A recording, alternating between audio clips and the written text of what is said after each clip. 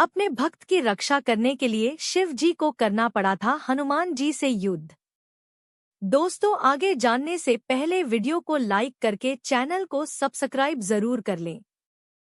पुराणों के अनुसार हनुमान जी भगवान शिव के अवतार हैं और ये बात भी हम सब जानते हैं। लेकिन हनुमान जी और भगवान शिव का युद्ध भी हुआ था, ये बात बहुत कम लोग जानते हैं।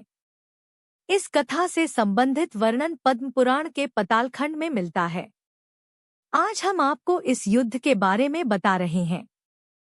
जब श्री राम ने अश्वमेध यज्ञ किया तो यज्ञ का घोड़ा घूमते घूमते देवपुर नाम के नगर में जा पहुंचा। उस नगर के राजा का नाम वीरमणि था।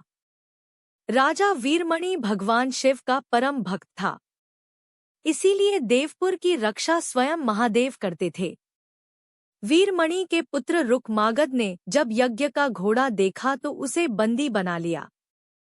यह बात जब घोड़े की रक्षा कर रहे शत्रुघ्न को पता चली तो उन्होंने देवपुर पर आक्रमण करने का निश्चय किया। अगले दिन शत्रुघ्न और राजा वीरमणि की सेना में भयंकर युद्ध छिड़ गया। हनुमान जी भी वीरमणि की सेना का संहार करने लगे।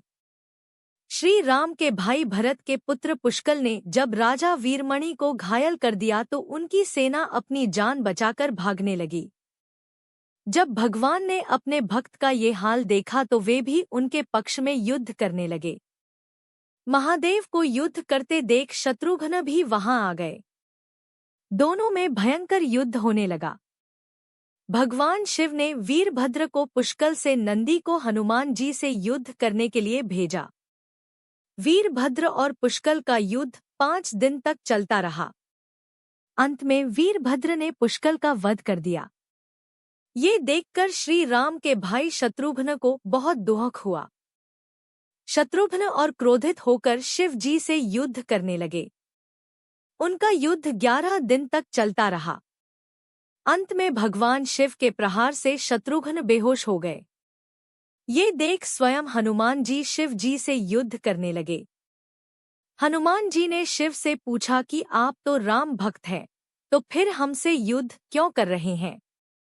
शिव जी ने कहा कि मैंने राजा वीरमणि को उसके राज्य की रक्षा करने का वरदान दिया है, इसीलिए मैं युद्ध करने के लिए बाध्य हूँ।